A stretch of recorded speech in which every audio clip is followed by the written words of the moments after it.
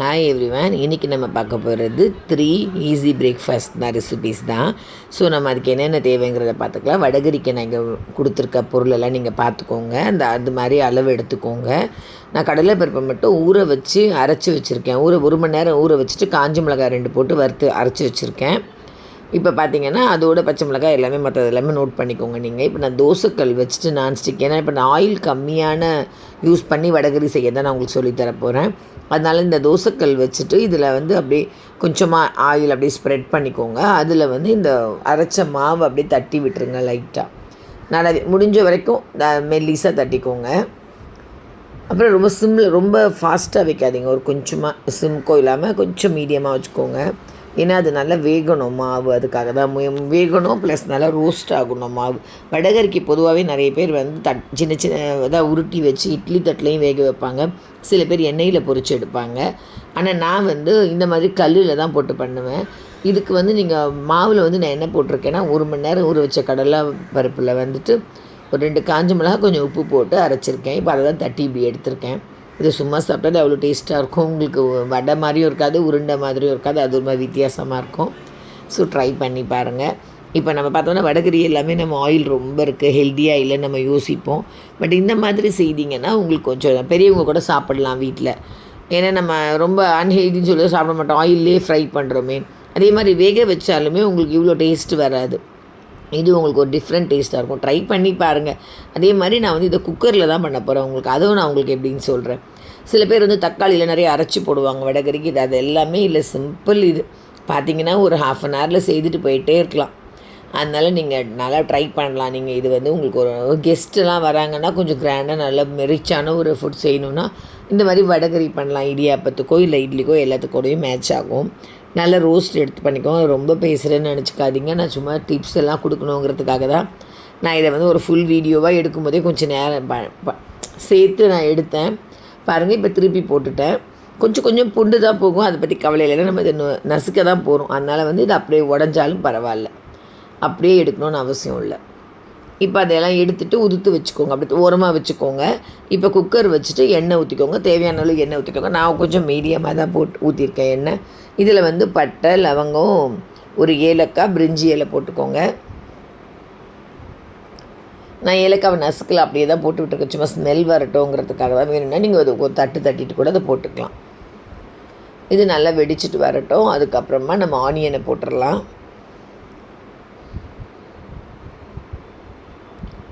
இது ரொம்ப சிம்பிள் தான், காலை நேரத்தை ஈஸியாக செய்துடலாம். அதே மாதிரி இந்த 1 கப் போட்டு நீங்கள் செய்தீங்கன்னா உங்களுக்கு ஒரு 6 பேர் 7 பேர் சாப்பிட்ற அளவுக்கு வரும். பச்சை மிளகா, கருவேப்பிலை போட்டுக்கோங்க. ஃபஸ்ட்டு கருவேப்பிலை போட்டுக்கோங்க, பட்டை லவங்கத்துக்கப்புறமா பச்சை மிளகா போட்டுக்கோங்க. நான் ரொம்ப பெரிய பச்சை மிளகா வரைக்கும் கீறிட்டு போட்டிருக்கேன். 2ஆக கீறிட்டு போட்டிருக்கேன். நீங்கள் வேணும்னா சின்னதாக இருந்தால் 2 கூட சேர்த்துக்கலாம். கூட ஆனியன் நல்லா இந்த மாதிரி நீட்டாக நம்ம இந்த உப்புமாக்கெலாம் கட் பண்ணுவோம் இல்லையா, அந்த மாதிரி ஆனியன்ஸ் போடுங்க. ஏன்னா வடகரினாலே ஸ்பெஷலாக அந்த ஆனியன்ஸ் எடுத்து நம்ம சாப்பிடுவோம், அதுதான் டேஸ்ட்டு.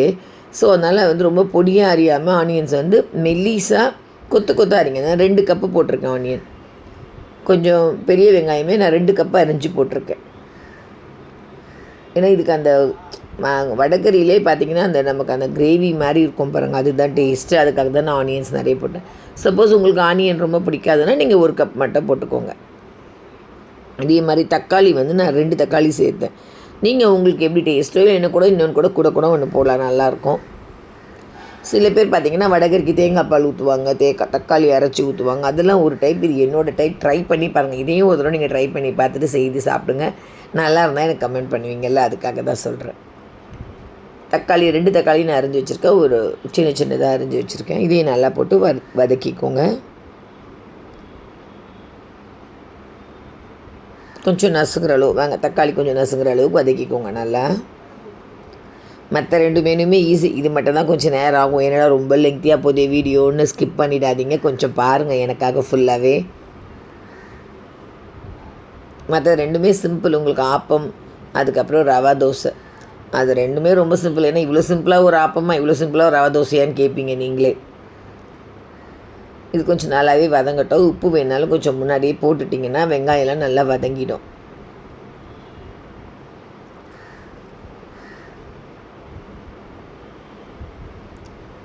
உங்களுக்கு இது வந்து சண்டேஸில் கூட இந்த மாதிரி செய்யலாம். காலையில் நம்ம நான்வெஜ்லாம் வாங்க மாட்டோம் அப்படின்னா இந்த மாதிரி நல்லா இருக்கும் செய்தீங்கன்னா.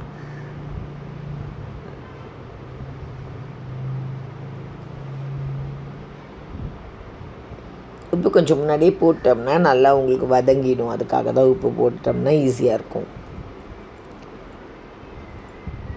தக்காளி நல்லா நசுங்கு தான் நீங்கள் பார்த்து செக் பண்ணிட்டீங்கனாலே போதும். தக்காளி கொஞ்சம் நல்லா ஒரு நசுக்கிற அளவுக்கு இருக்கணும், சாஃப்டாக ஆகணும் தக்காளி. நான் எப்போவுமே கரண்டிலே கொத்தி பார்த்துருவேன், கை வச்செல்லாம் எடுத்து பார்க்க மாட்டேன். கரண்டியே ஒரு கொத்து, அவ்வளோதான். நசுங்கிடுச்சா ஓகே வெந்துருச்சுன்னு அர்த்தம். அதுக்காக தான்.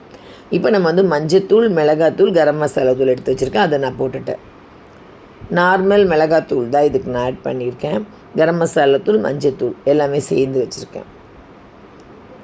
இல்லை நான் இன்னும் மிளகாத்தூள் போடல, மஞ்சத்தூளும் கரம் மசாலா தூளும் தான் ஆட் பண்ணியிருக்கேன்.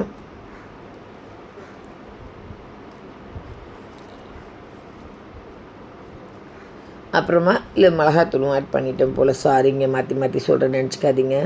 இப்போ வந்து இந்த தட்டி வச்சுருக்கோம் இல்லையா, அதை வந்து நல்லா உதுத்து கொஞ்சம் ஆற வச்சுட்டு கை வச்சு நல்லா உதுத்துடுங்க ஃபஸ்ட். அதுக்கு முன்னாடி தண்ணி ஒரு கிளாஸ் ஊற்றிடலாம். வெங்காயம் நல்லா வதக்கிட்டு தக்காளி நல்லா சாஃப்டாக ஆகிடுச்சுன்னா நம்ம மஞ்சத்தூள், உப்புத்தூள், மிளகாத்தூள் போடுறோம் இல்லையா, கரம் மசாலா தூள், அதுக்கப்புறமா தண்ணி ஒரு கப் ஊற்றிக்கோங்க. கொஞ்சம் தாராளமாகவே தண்ணி ஊற்றுங்க. இது வந்து நல்லா உதுத்து வச்சுருக்கேன் பாருங்கள். கையிலேயே அந்த தட்டி வச்சது கொஞ்சம் ஆறின உடனே அந்த கடலைப்பருப்பை நம்ம வந்து தட்டி வச்சுருக்கேன். அதை வந்து பாருங்கள் இந்த மாதிரி உதுத்துட்டு அதில் போட்டுடணும். ஏன்னா தண்ணி நல்லா இழுக்கும் கடலைப்பருப்பு. ஸோ நம்ம தண்ணி இன்னொரு கிளாஸ் கூட ஊற்றலாம் இதில். இதை நல்லா கலந்து விட்டுக்கோங்க. அதுக்கப்புறமா தண்ணி இன்னொரு கிளாஸ் தேவைப்பட்டால் ஊற்றிக்கலாம். ஏன்னா இது நல்லா தாங்கும். வேணும்னா ஒரு கிளாஸ் ஊற்றிக்கோங்க, அப்படி இல்லைன்னா உங்களுக்கு போதும். கொத்தமல்லி தூவிடுங்க. ஏன்னா கொத்தமல்லி திறக்கும் போதே நல்லா கம வாசனை வரணும்னா முன்னாடியே கொஞ்சம் தூவிடுங்க. அதுக்கப்புறம் இறக்கிட்டு நம்ம போட்டுக்கலாம். அந்த பாருங்க முடிஞ்சிடுச்சு. இப்போது வெயிட் போட்டாச்சு, வெந்துடுச்சு. இப்போ திறந்துட்டு பார்த்தீங்கன்னு வச்சுக்கோ, நான் கொஞ்சம் நேரம் பொறுத்து தான் திறந்தேன். ஏன்னா எனக்கு மேலே கேமராவில் அப்படியே வாட்டர் வேப்பர் வருதுன்னு சொல்லிவிட்டு கொஞ்சம் நல்லா ஆற விட்டுட்டு தான் திறந்தேன். பாருங்கள் ரெடி ஆகிடுச்சு. ஸோ நம்ம இது கூட வந்து மேலே கொத்தமல்லி இன்னும் கொஞ்சம் தூவிட்டு தேவைப்பட்டால் நம்ம அதை அப்படியே சர்வ் பண்ணலாம். பாருங்கள் வடகரி அருமையாக இருக்கும். சாப்பிட்டு ட்ரை பண்ணி பாருங்கள், உங்களுக்கு ரொம்ப பிடிக்கும் இது டேஸ்ட்டு. நமக்கு லெஸ் ஆயில் மோர் ஹெல்த்துங்கிற மாதிரி இது வந்துட்டு உங்களுக்கு எண்ணெய் கம்மியான ஒரு வடகரி. இட்லியோட பாருங்கள், இட்லி தான் சரியாக எடுக்க வரல, சூடாக இருக்கும்போது கொஞ்சம் இதுவாகிடுச்சு, அது தப்பாக எடுத்துக்காதீங்க. இட்லி வடகரி எப்போவுமே ஸ்பெஷல் தான். வடகரி கூட நான் இன்னொரு டிஃபனும் பண்ணேன். அதை நெக்ஸ்ட்டு ஷார்ட்ஸில் நான் ஃபுல் வீடியோவில் நான் வேறு ஏதாவது காம்போவில் நான் அதை ஆட் பண்ணுறேன். அதுவும் உங்களுக்கு ரொம்ப பிடிச்சது தான்.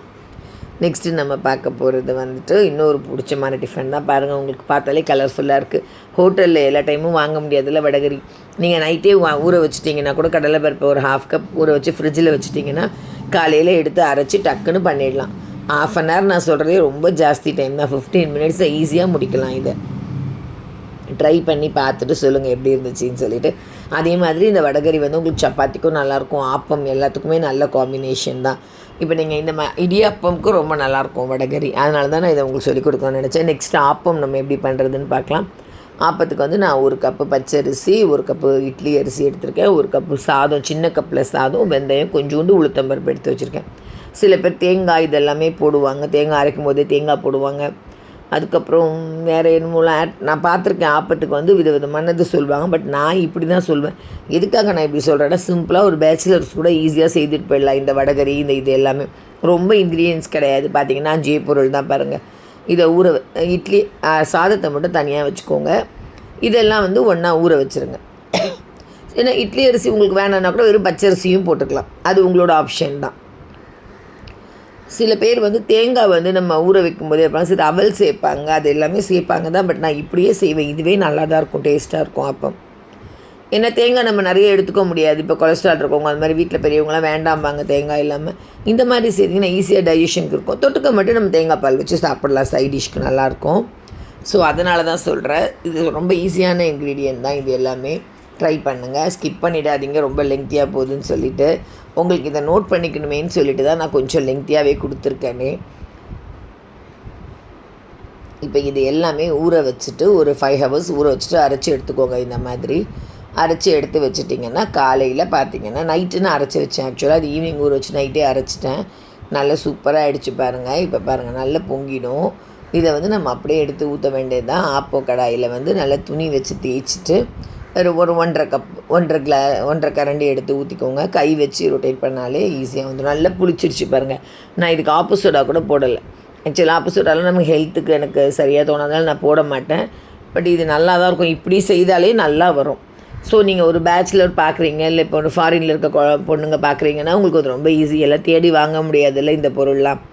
இவங்கக்கிட்ட இட்லி அரிசி இருந்தாலும் நீங்கள் ஈஸியாக ஆப்பம் பண்ணிடலாம். பாருங்கள், உள்ளே நல்ல ஸ்பாஞ்ச் மாதிரி இருக்கும். ஓரம் நல்லாயிருக்கு. ஓரத்தில் இன்னும் கொஞ்சம் கம்மியாக மாவு போட்டிங்கன்னா ஓரம் இன்னும் முறுன்னு வரும். பட் எனக்கு ரொம்ப ஓடு மாதிரி வேண்டாங்கிறதுக்காக நான் கொஞ்சம் சைடுமே நல்லா கொஞ்சம் மாவு தேய்ச்சி வச்சு எடுத்திருக்கேன். நீங்கள் வேணால் இன்னும் கம்மியாக மாவு ஊற்றிட்டு தண்ணியாக இன்னும் கொஞ்சம் மாவு ஊற்றுனீங்கன்னா நல்ல முறுன்னு ஆகிடும். இன்னும் அப்போ பார்த்திங்கன்னா ஓரம் அப்படியே இன்னும் அப்படி ஃபுல்லாக முறுன்னு ஆகிடும். இதுக்கு ஒரு தேங்காய் பால், சிம்பிளாக தேங்காய் பாலில் ஏலக்காய் போட்டுக்கோங்க. நான் அடிச்சக்கரை வேணாலும் போட்டுக்கலாம். நான் ஒயிட் சுகர் தான் போட்டிருக்கேன். ஏன்னா எனக்கு அது பால்னால் ஒயிட்டாக தான் இருக்கணும், அதனால நான் வெள்ளை சக்கரை போட்டிருக்கேன். நீங்கள் ஒயிட் சுகர் சாப்பிட மாட்டிங்கன்னா நீங்கள் தாராளமாக நாட்டு சக்கரை போட்டுக்கலாம். இதுக்கும் நீங்கள் அந்த வடகரி நல்ல காம்பினேஷன். வடகரி ப்ளஸ் எதுனாலுமே உங்களுக்கு இதுவும் நல்லாயிருக்கும். குருமா அதுவும் இது பாருங்கள். நெக்ஸ்ட்டு ரவா தோசைக்கு ஒரு அளவு இருக்குது. ஒரு சின்ன கப் ரவை, அதோட கொஞ்சம் ஒரு 1.5 கப்பு மைதா, அதை விட 2 கப்பு அரிசி மாவு. இந்த 3 அளவு எடுத்துக்கோங்க. கேரட், பச்சை மிளகாய், இஞ்சி திருவி வச்சுருக்கேன். மிளகு, சீரகம் அப்படியே போட்டேன். மிளகு தட்டி போட்டிருக்கேன். உப்பு போட்டிருக்கேன். கருவேப்பிலை நல்ல பொடியாக அரைஞ்சி வச்சுருக்கேன். இது எல்லாமே போட்டு நல்லா தாராளமாக தண்ணி ஊற்றி கரைச்சி வச்சுருங்க. இப்போ நம்ம நைட்டுக்கு ரவை தோசை பண்ணுறோன்னா ஒரு 3 மணிக்கே இல்லை ஒரு 4 மணிக்கு நீங்கள் இதை போட்டு கரைச்சி அப்படியே வச்சுருங்க. ஓரளவு தண்ணி ஊற்றி கரைச்சி வச்சுருங்க. அதுக்கப்புறம் பார்த்திங்கன்னா தேவைப்பட்ட அளவு தண்ணி திரும்ப ஊற்றிக்கோங்க நைட் எடுத்து. ஏன்னா ரவை நல்லா ஊறினா தான் ரவை அந்த முறுமுறுப்பாக இருக்கும் பார்க்குறதுக்கு. ஸோ நீங்கள் அதை மாதிரி நல்லா ஊற்றிக்கிட்டு கொஞ்சம் ஆயிலும் கொஞ்சம் ஊற்றிக்கோங்க. ஒரு கரைச்சி வைக்கும் போதே மாவு நம்ம தோசை ஊற்றுறதுக்கு முன்னாடியே ஒரு 2 ஸ்பூன் மாவு எண்ணெய் ஊற்றிக்கோங்க. அதில் ஆயில் ஊற்றிட்டிங்கன்னா கொஞ்சம் ஒட்டாமல் வரும். இதை நான் முதல்ல ஒன்று ஊற்றி பார்த்தேன் ஃபஸ்ட்டு. சரி, அதுதான் அதை எடுத்தேன். உங்களுக்கு எப்படி வருதுன்றதுக்காக ஃபஸ்ட்டு பார்த்தா ரொம்ப முறுன்னு நான் ஊற்றலை, ஏன்னா ரொம்ப ஓடு மாதிரி இருக்குமேன்னு. பட் நல்லா வந்துச்சு. இதுவுமே செகண்ட் இன்னும் சூப்பராக வந்தது. நான் ஃபஸ்ட்டுங்கிறனால கொஞ்சம் திக்காக தான் ஊற்றியிருக்கேன். நான் இதுக்கு தொட்டுக்க தேங்காய் சட்னி பண்ணேன். இது ரொம்ப சிம்பிள். நான் கேரட் கொஞ்சம் திருவி போட்டிருக்கேன். உங்களுக்கு வேண்டாம்னா நீங்கள் ஸ்கிப் பண்ணிக்கலாம். ஆனியன் வேணும்னாலும் பொடியாக கட் பண்ணி போடலாம். நான் ஆனியன் போடல, நைட்டில் வேண்டாமே அப்படின்னு சொல்லி நான் போடல. ஆனியன் ரவா தோசைனாலும் நீங்கள் ஆனியன் போட்டுக்கலாம். நம்ம ஹோட்டலில் போனால் ரொம்ப காஸ்ட்லியாக இருக்கும் ரவா தோசை. இந்த மாதிரி கரைச்சி வச்சுட்டு ஊற்றுனீங்கன்னு வச்சுக்கோங்களேன், ஈஸியாக இருக்கும். நான் இதுக்கு ஒரு மக் மாதிரி சின்னதாக ஹேண்டில் வச்சு நான் எப்போவுமே யூஸ் பண்ணுவேன், பார்த்துருப்பீங்க. அதில் தான் ஒரு கப்பு எடுத்து ஒரு தோசைக்கு அவ்வளோ அளவு ஊற்றினேன். ரொம்ப நல்லா இருந்துச்சு. எங்கள் வீட்டில் எல்லாருக்குமே ரொம்ப பிடிச்சது. நீங்களும் ட்ரை பண்ணி பாருங்கள். இப்போ நான் ஊற்றுறது காமிக்கிறப்ப இந்த மாதிரி கப்பு எடுத்துகிட்டு ஒரு கப்பு அவ்வளோதான். எந்த இடத்துல கேப் இருக்கோ அங்கெல்லாம் அப்படியே ஊற்றிக்குவேன். இதே போதும், அவ்வளோதான். விட்டுட்டு நல்ல எண்ணெய் ஹோட்டல்லலாம் நிறைய ஊற்றுவாங்க. நான் இது ஒரே ஒரு ஸ்பூன் தான் ஊற்றிருக்கேன். பட் இதை மாதிரி 4 டைம்ஸ் ஊற்றுவாங்க ஹோட்டலெல்லாம். அதனால தான் உங்களுக்கு அந்த ஃபுல்லாக அப்படியே முறுன்னு இருக்கும். ஸோ உங்களுக்கு வேணும்னா நீங்கள் நிறைய எண்ணெய் ஊற்றிக்கலாம். ஆயில் போட தான் அந்த ப்ரௌன் கலர் வரும். நீங்கள் ஆயில் நல்லா ஊற்றுனீங்கன்னா தான் அந்த ப்ரௌன் கலர் வரும். இதுக்கு ஒரு தேங்காய் சட்னி சைட் டிஷ் வச்சு சாப்பிட்லாம். ரொம்ப டிஃப்ரெண்ட்டாக இருக்கும். எப்போவுமே ரெகுலராக செய்கிற டிஃபன் இல்லாமல் இந்த மாதிரிலாம் செய்யலாம். உங்களுக்கு இந்த 3 டிஃபனுமே பிடிச்சிருக்கோன்னு நினைக்கிறேன். பிடிச்சிருந்தால் லைக் பண்ணிவிட்டு கமெண்ட் பண்ணுங்கள். நியூ சப்ஸ்கிரைபராக இருந்தால் சப்ஸ்கிரைப் பண்ணிக்கோங்க. ஓல்டு சப்ஸ்கிரைபராக உங்கள் ஃப்ரெண்ட்ஸ்க்கெல்லாம் சொல்லிவிட்டு சப்ஸ்கிரைப் பண்ண சொல்லுங்கள். உங்களுக்கு இந்த டிஷ் பிடிச்சிருந்தா என்ன கமெண்ட் வேணாலும் எனக்கு சொன்னீங்கன்னா, எனக்கு ஏதாச்சும் உங்களுக்கு பிடிச்ச டிஷ் ஏதாவது நீங்கள் சொன்னீங்கன்னா கூட நான் சொல்லித்தரேன். எனக்கு தெரிஞ்சதை நான் உங்களுக்கு ட்ரை பண்ணி சொல்லி கொடுக்குறேன். தேங்க்யூ.